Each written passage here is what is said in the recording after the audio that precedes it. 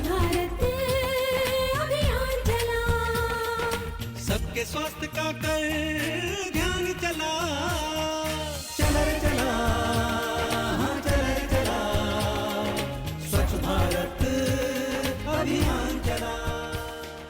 स्वच्छ भारत की कामना लिए दूरदर्शन के माध्यम से जुड़े हैं हम और आप। मैं हूं मुक्ता और मैं हूं मयंक। नमस्कार।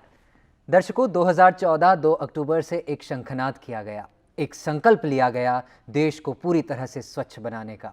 और इस संकल्प को पूरा करने के लिए देश के हर वर्ग का प्रत्येक नागरिक आगे आया। जी हाँ, और इस वर्ग में एक ऐसा वर्ग जिसे भारत की शक्ति कहा जाता है, युवा वर्ग। अक्सर ये मान लिया जाता है कि युवा करियर ओरिएंटेड हैं, अपने ऊपर ध्यान देते हैं, लेकिन देश की भी वो बहुत चिंता करते हैं। बिल्कुल, युवा शब्द का उल्टा होता है वायु, और वायु का वेग होता है इतना प्रबल जो अच्छे अच्छे को हिलाकर रख देता है। यही युवा वर्ग आगे आया स्वच्छ भारत अभियान को सफल बनाने के लिए। जी हाँ, और स्वच्छता की यही वायु चली बेंगलुरु में, जहां युवा आगे आए, युवा फॉर परिवर्तन के साथ। कितनी खूबसूरती के साथ उन्होंने बदसूरती को खूबसूरत कर दिया।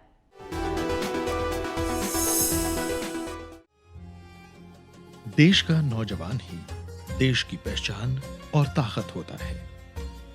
हमारा देश नौजवानों का देश है। वो नौजवान जिनकी हिम्मत, हौसले और लगन को अगर सही दिशा मिल जाए तो विकास का हर सपना पूरा हो सकता है। हमारे प्रधानमंत्री श्री नरेंद्र मोदी जी ने जब पूरे देश में स्वच्छ भारत अभियान की शुरुआत की, तब वो उस भारत के भविष्य की तस्वीर देश के हर युवा की आंखों से देख रहे थे, जो आने वाली पीढ़ियों के लिए एक मिसाल बन जाए। प्रधानमंत्री श्री नरेंद्र मोदी जी ने देश के नौजवानों की उस ताकत पर विश्वास किया जो न केवल स्वच्छता के लिए लोगों को जागरूक करती है, बल्कि देश को स्वच्छता का असली मतलब भी समझाती है। ये वही शक्ति है जो सरकार की योजनाओं को बल देती है, आम लोगों तक योजनाओं की पहुंच आसान बनाती है। ये नौजवानों का ही जज्बा है जो जिम्मेदारी लेते हैं अपने शहर को साफ रखने की। इनके लिए देश की शुरुआत होती है अपने शहर, अपने मोहल्ले और अपनी गली से। उन गलियों से जिन पर बेहिसाब पर्चे और पोस्टर चिपकाकर कुछ लोग शहर की खूबसूरती बिगाड़ते हैं। लेकिन बदलाव का रास्ता इन्हीं गलियों से होकर निकलता है, जिस पर चल निकले कुछ ऐसे नौजवान जिनमें स्वच्छता को लेकर एक जुनून है। अपने इस समूह को उन्होंने नाम दिया है यूथ फॉर परिवर्तन। इसके ज्यादातर सदस्य छात्र हैं।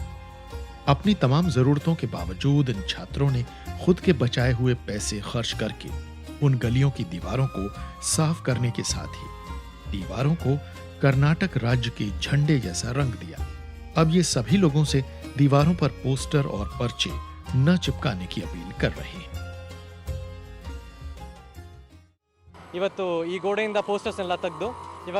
हम सब लोग पढ़ाई करते हैं। हम चाहते हैं कि हमारा शहर साफ सुथरा और सुंदर हो।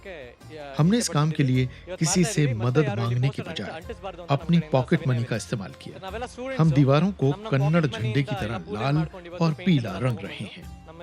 पेंट भी हमने अपने पैसों से खरीदा है। हमारे पेंट करने के बाद भी शायद कुछ लोग पोस्टर चिपका दें, लेकिन हम फिर से पोस्टर हटाकर दीवारें साफ करेंगे और उन्हें पेंट कर देंगे।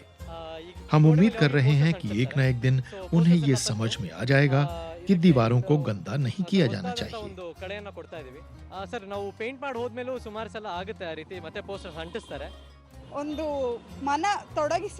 मैं एसेंचर नाम की संस्था में काम करती हूँ। इन लोगों को यहाँ गोदरा पल्या में काम करते हुए देखा तो इनके साथ मैं भी जुड़ गई। मैं यहाँ सिर्फ शनिवार और रविवार के दिन आ पाती हूँ। मुझे ये काम करके बहुत खुशी होती है। ये सब लोग पढ़ाई करते हैं और इसे खुद के पैसों से कर रहे हैं। सिनेमा और पार्क में अपना पैसा और समय बेकार करने से कहीं अच्छा है कि हम इस तरह के अभियान का हिस्सा बने और अपना शहर ही नहीं बल्कि देश भी साफ सुथरा और सुंदर बनाएं। मैं इस तरह के कार्यक्रमों में आगे भी हिस्सा लेना चाहती हूँ, जिससे हमारा समाज स्वस्थ बने।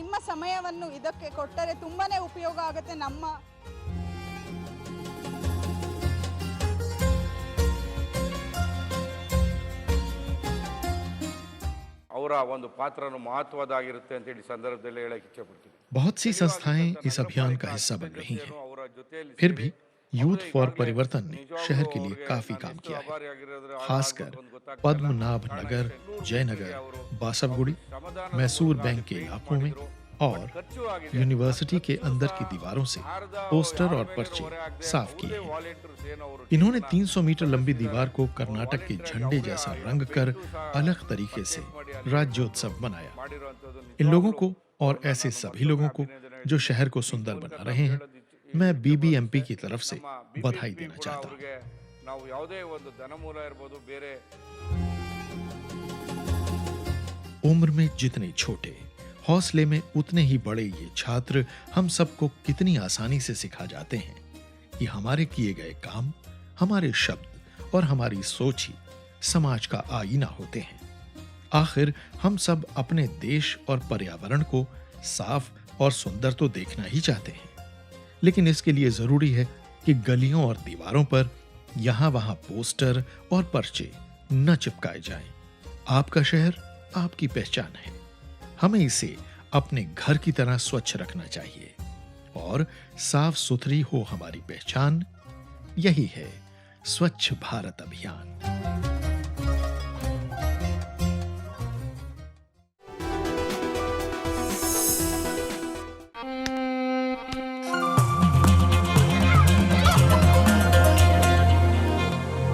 रुको, सच्ची खुले में शौच करने से खेल ही नहीं, सेहत भी खराब होती है। इन्हीं गंदे हाथों से जब हम खाना खाते हैं तो फैलता है डायरिया, जो हमें बीमार और कमजोर बना देता है।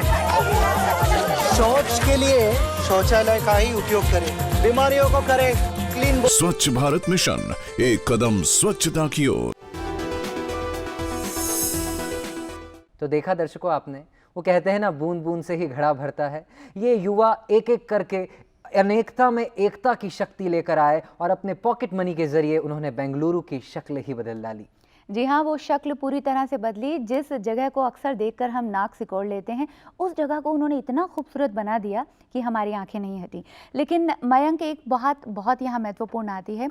भारत की जब हम बात करते हैं, धर्म यहाँ अनेक हैं, विभिन्नताएं हैं, लेकिन उन सब की खूबसूरती है कि ये सारे धर्म जो हैं वो श्रद्धा के साथ सामने आते हैं। तो दर्शकों, जहां स्वच्छता और धर्म की बात हो रही है, तो आइए आपको लेकर चलते हैं काशी विश्वनाथ की नगरी वाराणसी में। दिखाते हैं वहां आपको कि कैसे निर्माल्य प्रबंधन किया जा रहा है। हम जो धार्मिक स्थान है वहां पर जाते हैं, पूजन की सामग्रियां अर्पित करते हैं, लेकिन अंततः वो पूजन की सामग्रियां जाती कहाँ हैं? वाराणसी में भी गंगा में ये सामग्रियां प्रवाहित होती आईं और गंगा को मैला रूप प्रदान करती आईं। लेकिन वाराणसी में निर्माल्य प्रबंधन का कार्यक्रम शुरू किया गया और बेहद अच्छी तरीके से सफलता के साथ निर्माल्य प्रबंधन किया जा रहा है। विश्व प्रसिद्ध मंदिरों की नगरी और धर्म व आस्था का केंद्र बिंदु वाराणसी में स्वच्छ भारत अभियान का असर अब दिखलाई पड़ने लगा है। गंगा तट के घाटों की सफाई की शुरुआत प्रधानमंत्री श्री नरेंद्र मोदी ने की थी। देखते देखते ढेर सारी स्वयंसेवी संस्थाएं और नगरवासी गंगा घाटों और प्रसिद्ध मंदिरों के आसपास सफाई के लिए आगे आ गए। वाराणसी के प्रसिद्ध मंदिरों में दर्शन, पूजन और गंगा स्नान तथा घाटों का सौंदर्य देखने के लिए लाखों श्रद्धालु वाराणसी आते हैं। आस्था के चलते श्रद्धालु देव विग्रहों पर माला फूल आदि अर्पित करते हैं। इन माला फूलों या निर्माल्य की मात्रा हजारों किलोग्राम प्रतिदिन होती है। स्वच्छ गंगा अभियान के तहत पूरे देश भर में जो कार्यक्रम चल रहा है, उस कार्यक्रम के तहत काशी में भी एक स्वच्छता अभियान चल रहा है, जिसके तहत काशी में गंगा का निर्मलीकरण, गंगा में जो अपने फूल माला पड़े उनको हटा करके उनकी सेवा, उनको जो है राष्ट्र के विकास के लिए उनका जैविक खाद बना करके राष्ट्र के उत्पादन में उसका महत्वपूर्ण रोल अदा हो, ऐसी कार्य जो है अपने स्वच्छ गंगा अभियान के तहत चल रहा है। स्वच्छ गंगा अभियान, गंगा निर्मलीकरण, स्वच्छता अभियान के तहत जगह जगह सफाई अभियान है। ये गंदगी गंदगी जो फैलती है उसको साफ करा करके ये हम सब लोग यहाँ पे काशी को स्वच्छ काशी, निर्मल काशी के रूप में परिवर्तित होते देखना चाहते हैं। ऐसी हमारे प्रधानमंत्री नरेंद्र मोदी जी की परिकल्पना है। मंदिरों में देव विग्रहों पर चढ़ाए गए माला फूल जब मंदिरों से निकलते हैं तो उनका विसर्जन प्रायः पतित पावनी सदा नीरा गंगा में कर दिया जाता है, जिससे गंगा में प्रदूषण की मात्रा लगातार बढ़ रही है। निर्माल्य जब मंदिर के बाहर रखे जाते हैं तो उससे गलियों सड़कों पर गंदगी पसरी रहती है। माला फूल और कचरों से शहर की आबो हवा खराब होती रहती है। धार्मिक नगरी काशी और जीवनदायिनी गंगा को स्वच्छ रखना एक बड़ी चुनौती है। प्रधानमंत्री श्री नरेंद्र मोदी की प्रेरणा से शहर और गंगा को स्वच्छ करने के लिए स्वयंसेवी संस्था भागीरथी सेवार्चन समिति ने मंदिरों से निकलने वाले माला फूल और अन्य कचरों का समुचित प्रबंधन करने का फैसला किया। गंगा के किनारे गिरी हुई जितनी भी माला फूल को देख के पता नहीं क्यों अचानक एक दिन मेरे विचार में आया कि ये आस्था के पत्र पुष्प जो हमारे काशी में आते हुए दर्शनार्थी चढ़ा रहे हैं और मंदिरों पे, और वो जाकर गिर जा रही हैं गंगा में। गंगा को हम निर्मल भी नहीं कर पा रहे हैं, स्वच्छ भी नहीं कर पा रहे हैं और तमाम योजनाएं चल रही हैं। उसी के बाद से अचानक मंथन करते हुए हम लोगों ने ये प्रयास प्रारंभ किया कि इसको कैसे लाइन अप किया जा सकता है, कैसे हम इसको सुधार सकते हैं। इसमें हम लोगों ने अपने प्रस्ताव को बनाया, थोड़ा सा कार्य की प्रारंभ किया और उसके बाद हम लोग काशी गोमती बैंक में भी गए, जो वहाँ से भी हमें सहयोग प्राप्त हुआ और लगातार हम लोग इस कार्य को प्रगति की दिशा में ले जाने का प्रयास कर रहे हैं।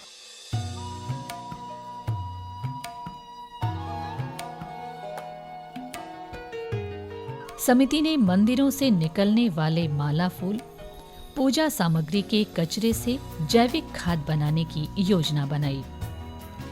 संस्था ने मंदिरों से निर्माल्य यानी कचरे को इकट्ठा कर उसे अपने खाद निर्माण केंद्र तक लाने के लिए संसाधन जुटाया।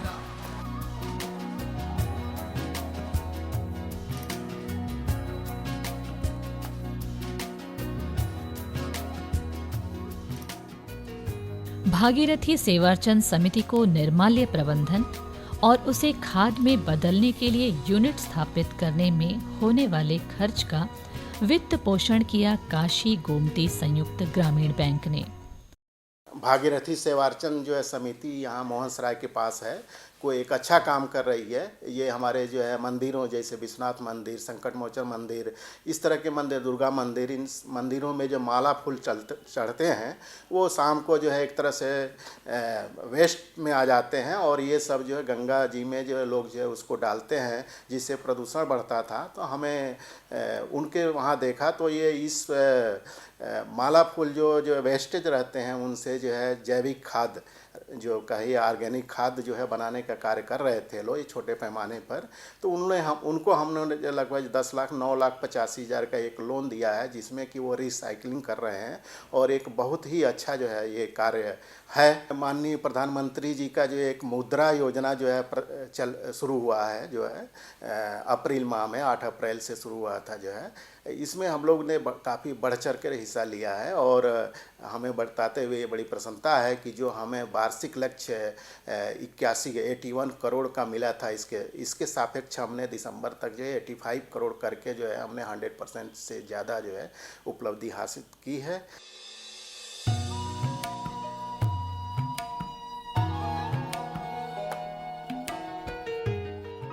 बैंक से मुद्रा योजना के अंतर्गत स्वच्छ काशी और गंगा निर्मलीकरण के लिए समिति को आवश्यक धनराशि मिलने के बाद योजना पर काम शुरू हुआ। वैसे तो हम बैंक द्वारा किसी प्रकार की सभी योजनाओं में फाइनेंस का कार्य करते हैं, लेकिन कभी कभी कुछ ऐसे प्रोजेक्ट आ जाते हैं जिस पे बैंक को लगता है कि इसमें ये बैंक के व्यवसाय के साथ साथ सामाजिक हित और देश के लिए भी कुछ किया जा सकता है। इसी क्रम में हमारे पास एक प्रोजेक्ट आई थी कि इसमें मंदिरों से माला फूल इकट्ठा करके हम उसको जैविक खाद के रूप में कन्वर्ट करें।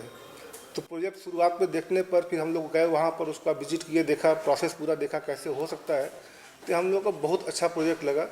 इसका एक तो सबसे बड़ी चीज़ ये समझ में आई कि जो माला फूल जो मंदिरों में चढ़ाया जाता है, काशी मंदिरों का शहर है, जो चढ़ाया जाता है उसका वेस्टेज बहुत ज़्यादा होता है, उसके बाद कोई उपयोग नहीं होता है।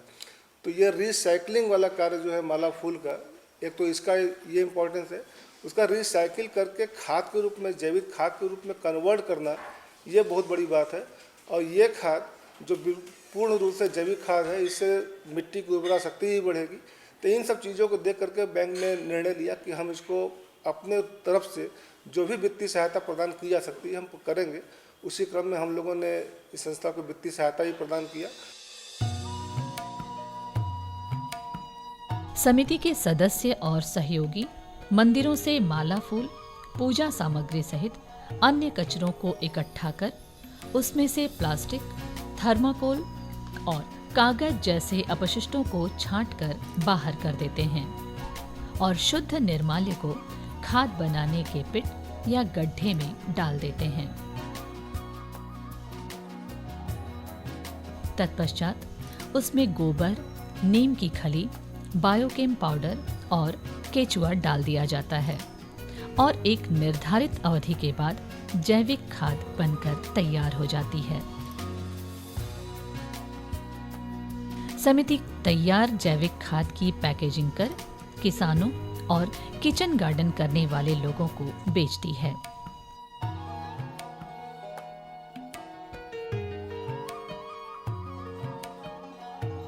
भागीरथी सेवार्चन समिति के प्रयासों से अब जहां मंदिरों के आसपास साफ सफाई रहती है, वहीं गंगा में निर्माल्यों का विसर्जन न होने से गंगा निर्मलीकरण में भी एक योगदान हो रहा है। समिति शहरवासियों को और श्रद्धालुओं को जागरूक भी कर रही है, जिससे कि निर्माल्य प्रबंधन और गंगा को स्वच्छ करने में मदद हो सके। मंदिरों से निकलने वाले माला फूल से जैविक खाद बनाने के कारण शहर ही नहीं बल्कि देव नदी गंगा भी स्वच्छ और प्रदूषण मुक्त हो सकेगी।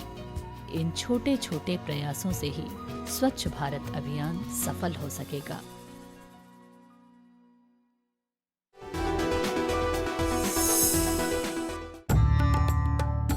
आधा मिनट आपके चाहने वालों के साथ आपको दिन भर की खुशी देता है। आधा मिनट आपके पसंदीदा गाने का आपको पूरे हफ्ते की ऊर्जा देता है। आधा मिनट क्रिकेट के मैदान पर आपकी पसंदीदा टीम को चैंपियन बना सकता है। और आधा मिनट खाने से पहले साबुन से हाथ धोना आपकी और आपके चाहने वालों की जान बचा सकता है, क्योंकि साबुन से हाथ धोने से डायरिया से बचाव होता है। हम साथ मिलकर डायरिया पर विजय पा सकते हैं। ये हमारे हाथ में है। स्वच्छ भारत मिशन, एक कदम स्वच्छता की ओर। कर्मकांड या अंधविश्वास जब इनकी अति हो जाती है तो ये नुकसानदेह भी बन जाते हैं। हम धर्म की बात करते हैं, हम श्रद्धा की बात करते हैं, लेकिन धर्म और श्रद्धा के नाम पर हम पवित्र नदियों में भी मूर्ति विसर्जन कर देते हैं, फूलों को फेंक देते हैं, जो बाद में हमारे स्वास्थ्य के लिए, हमारे पर्यावरण के लिए नुकसानदेह होता है। इन बातों पे हमें सचेत होना ही होगा, और अगर हम सचेत नहीं होंगे तो भविष्य अंधकारमय हो सकता है। किस तरह कुछ अनजान लोगों की वजह से गंगा अपवित्र हो रही है, हम यही कहेंगे। उसको खूबसूरत रूप देने का काम किया गया, स्वच्छ गंगा, निर्मल गंगा अभियान चलाया गया, कोशिश यही की गई। और अक्सर हम इन बातों में जब पीछे हो जाते हैं तो बहाना बना देते हैं अपनी कमी का या किसी भी अक्षमता का। लेकिन अपनी कमियों को ही जो अपनी दृढ़ता में तब्दील कर दे, अपनी एबिलिटी में तब्दील कर दे, वो बात अनोखी होती है। जी हाँ, और ऐसे ही लोग कहलाते हैं स्पेशल लोग।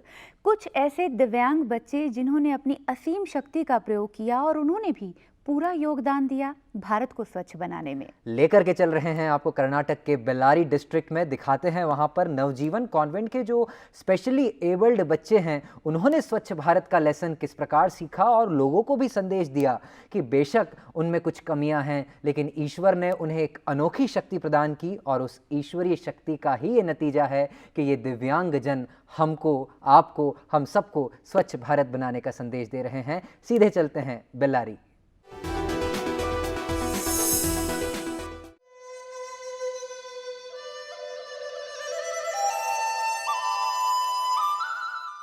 कुदरत भी जिन्हें आम इंसानों सा नहीं बना सकी, या जो किसी हादसे में अपने शरीर का कोई हिस्सा खो चुके हैं, वो लोग भी सबकी तरह अपने आसपास के पर्यावरण को स्वच्छ रखने और बचाने के लिए काम कर रहे हैं, ताकि कुदरत इंसानों के लिए कभी हादसा न बन जाए। ये लोग प्रधानमंत्री श्री नरेंद्र मोदी जी के स्वच्छ भारत अभियान में कदम से कदम मिलाकर तो चल ही रहे हैं, साथ ही अनगिनत लोगों को स्वच्छता के लिए जागरूक भी कर रहे हैं। जब पूरा देश मिट्टी के दीपक जलाकर रोशनी का उत्सव मना रहा था, तब कर्नाटक के बेल्लारी जिले में नवजीवन दिव्यांग संस्थान के ये बच्चे उस मिट्टी और हवा को साफ रखने की कोशिश कर रहे थे, जिस पर उपजा अन्न हमें उत्सव मनाने की ताकत देता है। ये बच्चे स्वच्छता का दीपक जला रहे थे। इन लोगों ने अपनी छुट्टियों के साथ ही स्वच्छ भारत अभियान को भी सार्थक किया। पर्यावरण की स्वच्छता में हाथ बटाकर हम भी इनके उत्सव में शामिल हो सकते हैं।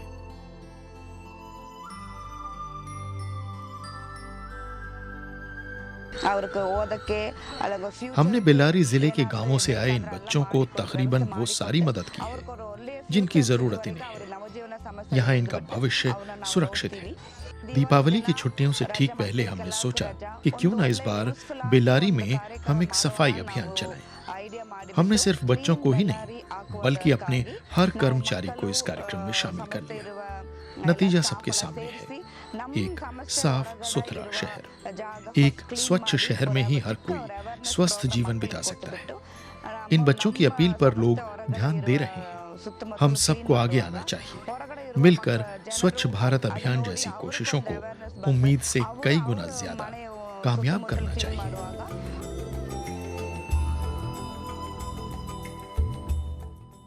बಳ್ಳारी क्लीन बಳ್ಳारी ಆಗ್ಲಿಕ್ಕಂತೂ ಸಾಧ್ಯನೇ ಇಲ್ಲ। ಆದ್ರಿಂದ ನಾವು ಈ सारे बच्चे अलग अलग स्कूलों में पढ़ते हैं। त्योहार के दिनों में इन सभी बच्चों की छुट्टी की वजह से उस दिन ये सभी बच्चे एक साथ थे और हमने इस सफाई अभियान को पूरा किया। स्वच्छ भारत अभियान जैसी पहल अगर सरकार की तरफ से हुई है, तो इसे कारगर बनाने के लिए हम सबको एक साथ आगे आना ही पड़ेगा। इन बच्चों ने अपनी तमाम मुश्किलों के बावजूद इस सफाई अभियान को मन से पूरा किया। इन्होंने घर घर जाकर लोगों से अपने आसपास स्वच्छता रखने की अपील की। जब ये बच्चे खुद बाहर निकलकर सफाई में जुट गए, तो हर एक इंसान की, जो भी इन्हें देखता, उसकी जिम्मेदारी बहुत बड़ी हो जाती है। हमारे स्कूल के सारे कर्मचारी अपनी इच्छा से इनका हाथ बटाने आगे आए और लोगों ने भी इन बच्चों से वादा किया कि अब वो अपने आसपास पूरी सफाई रखेंगे। संस्थान के इन बच्चों की अपनी ही बहुत सी परेशानियां हैं।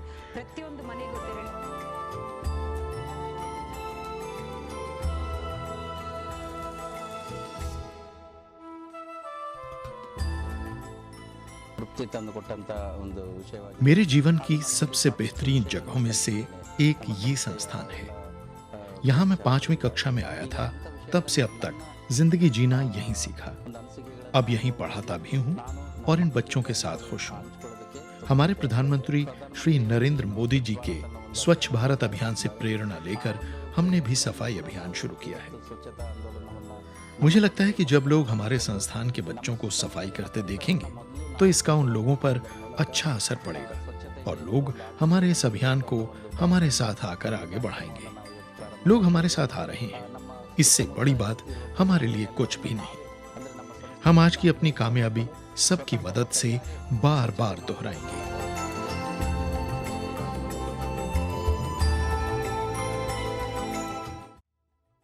अपनी ढेरों शिकायतों और उम्मीदों के बीच हम ये सवाल अनसुना कर देते हैं कि हमने अपने शहर के लिए क्या किया। लेकिन अपनी कई मुश्किलों के बीच भी नवजीवन दिव्यांग संस्थान के इन लोगों ने इस सवाल का जवाब हाथ से हाथ मिलाकर दे दिया।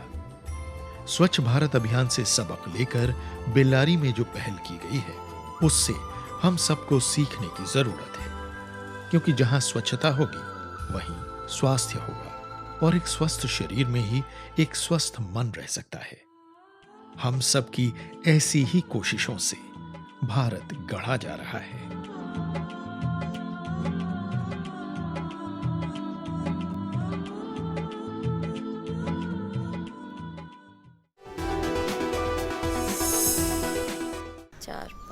छह पंजे 30। दिमाग तो हवाई जहाज है तेरा। नाना राकेट। हाँ हाँ रॉकेट। राकेट जी कहाँ? अम्मा खेत में आई है। जा रख ले। मुन्नी बीमार जो होने वाली है। बीमार? खुले में शौच करेगी, उस पे मंडराएंगी मक्खियाँ, फिर वही मक्खियाँ तेरे बनाए खाने पर बैठ उसे दूषित करेंगी और मुन्नी को बीमार। घर में शौचालय बनवा और इस्तेमाल कर। स्वच्छ भारत मिशन, एक कदम स्वच्छता की ओर। जहाँ सोच वहाँ शौचालय। चला रे चला, स्वच्छ भारत अभियान चला और भारत के हर कोने में, हर जिले में, हर गांव में लोग अब सजग हुए हैं, अब जागरूक हुए हैं। और ये सारी कहानियाँ, ये सारी घटनाएं जब हम आपके पास लेकर आते हैं तो ये आप जानते हैं कि वहाँ के लोगों की मेहनत का ही नतीजा है कि भारत का रूप अब बदलने लगा है और विश्व पटल पर भारत की पहचान स्वच्छ भारत के रूप में होने लगी है। बहुत जल्द आपसे हम फिर मुलाकात करेंगे स्वच्छ भारत की कामना लिए। लेकिन अगर आपके मन में कोई भी सवाल हैं, कोई परामर्श हैं या आप अपनी बात हमसे साझा करना चाहते हैं तो हमारा पता तुरंत नोट कीजिए। हमारा पता है स्वच्छ भारत, कमरा नंबर 625, दूरदर्शन केंद्र, दूरदर्शन भवन फेज 2, मंडी हाउस, कॉपरनिकस मार्ग, नई दिल्ली 110001। आप चाहें तो हमें ईमेल भी कर सकते हैं। हमारी ईमेल आईडी है sp@ddkdelhi.org.in।